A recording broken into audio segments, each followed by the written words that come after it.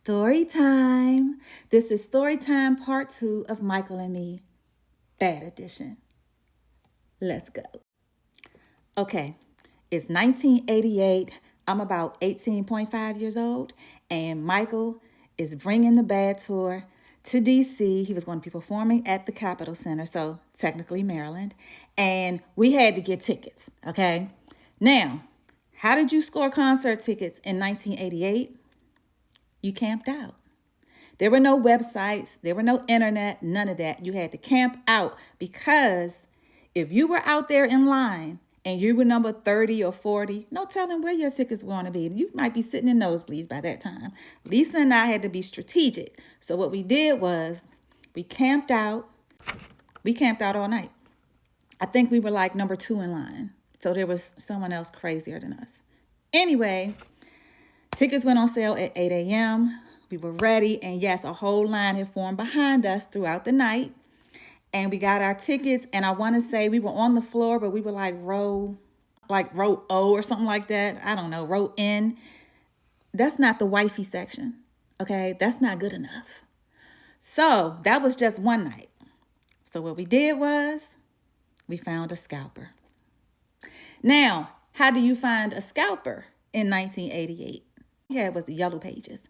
But we found a scalper. He was in Alexandria, had a whole little official office set up and everything. And we went there and we bought tickets for, I want to say, maybe triple the price of what the tickets were.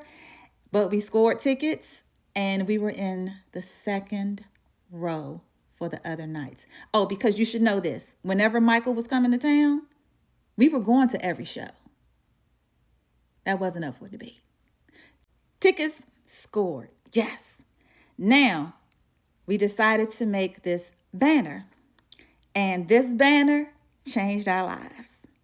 And I know what you're thinking. People take banners to concerts all the time. It's like, yay, look at my banner. See what it says. Look at me, blah, blah, blah. This wasn't just a regular banner, ladies and gentlemen. This was the banner of all banners, okay? Lisa and I made a life-size banner of Michael.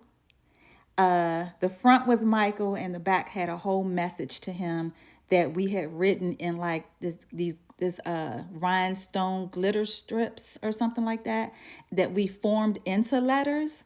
And it was like a whole letter on the back of the banner. And we were just thinking, if only we could get this to him. Mind you, it took us 3 months to make this banner. And let me just give a shout out to Lisa Bell because she's very creative and she can sew. So the banner was sewn up. It was beautiful. She put 2 loops on the sides of the banners because we had to hold the banner up with broomsticks. That's how tall it was. So we were like, how can we get this to Michael? So the first place we went to was 93.9 radio station where Donnie Simpson worked. And we said, maybe Donnie, can hook us up. We know he's going to go to the show. So we went there, had a conversation. Donnie was like, yeah, it's really not much I can do. So that was a bust. Next, we went to the mayor's office. Another bust. But shout out to DC's Mayor for Life, Mayor Marion Barry, because if it wasn't for the Summer Youth Employment Program, some of y'all wouldn't be where y'all are today. About to retire after 30 years in the government. Okay? Back to the story. So the mayor's office was a bust. Then we thought, okay, let's go to Pepsi headquarters. I'm still salty at Pepsi for obvious reasons, but it's a part of the story. So we went to the Pepsi headquarters in Landover, Maryland. Another bust. So we were really feeling defeated at this point because we just like, how are we going to get this banner to Michael? And we said, you know what?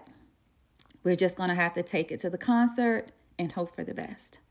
So the first night, we're taking this banner into the Capitol Center. And of course, the concert hasn't started yet, so all the lights are on. Everybody is like on and on at our banner. They're like, oh my gosh, that's so beautiful. How long did it take to make? Blah, blah, blah. We're just walking around like this, like we're carrying the 10 Commandments. And we're just walking around and everybody's looking and asking questions. It was an attention getter, okay? And this guy comes up to us and he stops us and he's just like, oh, That's different. That's beautiful. You know, he's asking us all of the questions. And then he says, what are you guys trying to do with that? And simultaneously, we said, we want to give it to Michael. And he said, okay, you know what? Let me see what I can do. And he left. Where are you going, sir? He left. He disappeared backstage. Come to find out that was Michael's photographer. Y'all. 5 minutes later, that man came back and did like this.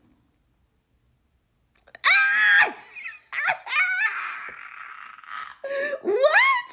Okay. So we followed him. People in the audience, they're clapping like, oh, yeah, that's so cute. They're about to go backstage. Y'all. Meet me for part 3. Meet me for part 3.